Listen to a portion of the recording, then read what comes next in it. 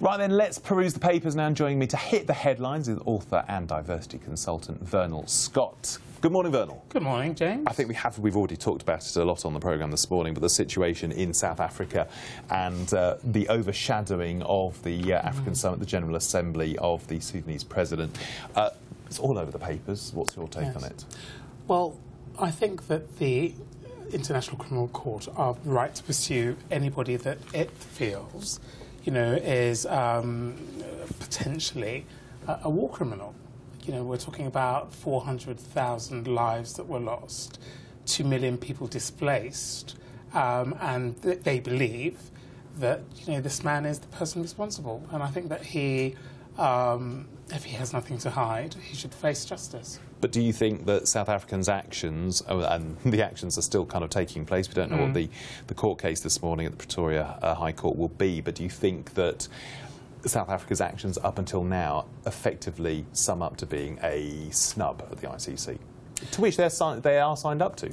They are obliged to carry out the actions. It depends, really, because, as you say, it's still, you know, ongoing. I think it's important that South Africa, who's itself has got a history of their people being abused, shouldn't collude, I think, with the potential of a leader doing that to other people. You know, I think that they should be consistent and say, you know, what's good for us must be good for the Sudanese people.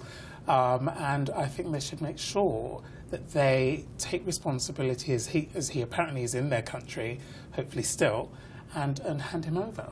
Would this have been handled better, for example, given that this is an AU summit and all the leaders are supposed to be there, that perhaps he should have been there by video link or something else, so that he does have a right as a national leader on the continent to be part of an event like this?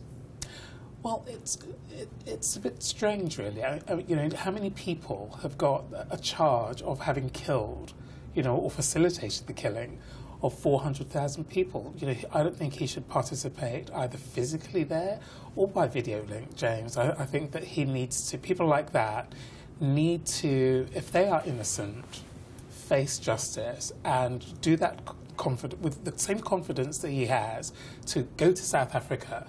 He should go to The Hague, face justice, and, you know, if he's got nothing to worry about, clear his name. And then in the future, you know, he could hold up his head, attend a conference like the one going on in South Africa with his head held high because he's an innocent man. At the moment, he can't do that. And I think it tarnishes, I think, the integrity of that conference to have people participating who have got that kind of charge over their head. I mean, do I really want to listen to somebody who's thought to be responsible for the killing of so many people? No, I don't. Let's move on to The Guardian. Pressure over Number 10 on Number 10, so the UK government, over the Snowden claims. It sounds like people or various undercover operatives are being moved because these basic things have been cracked, people being able to be identified. Surely this is quite a big international story. Yes. You know, Snowden, love him or hate him, he has done something quite remarkable in the world of spying and espionage. People are worried, you know, that, you know, what else is going to come out. According to people on Snowden's side, he revealed everything that he had at the time that he ended up in Russia. So there's a sense that there's something else going on here, something unseen. What can't be put back into the bottle, though, this particular genie, is this whole issue of privacy that people expect and aren't getting. It can't be put back into the bottle. And I think later this year in this country, there will be a debate in Parliament about privacy laws. And I think that if it wasn't for Snowden, not that I personally agree with what he did, but he did it, that debate needs to happen, and we need, I think, some kind of transparency where people have confidence that information that's collected is necessary. We all have to remember that there are people who wish to cause harm to us, and we've got to get the balance right. People are entitled to privacy, but they also, there's a responsibility to protect ourselves from potential harm. Even if Edward Snowden's kind of heart or conscience was in the right place when he did this, what is seeming to happen now is that this is beginning to unwind.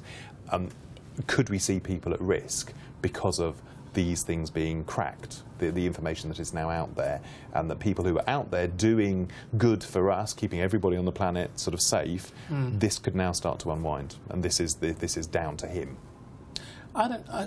It's hard to blame him, really. I think we've got to look to our governments.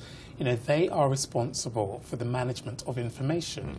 The American government was responsible for employing Snowden.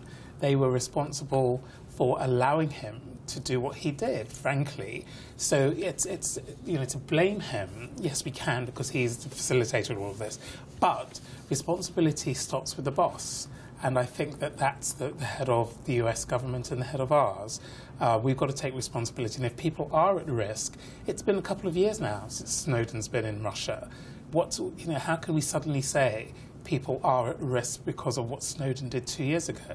They've had all that time to get their people out, to move them around, etc., etc. Do you think it's just a little too late? I think there's something else that's going on in the background. Very, very briefly, Moscow Times, crisis bites into Russia's taste for chocolate. It looks like the Western sanctions on Russia finally taking their toll. Well, apparently people are earning less money as well, so it's not just about chocolate.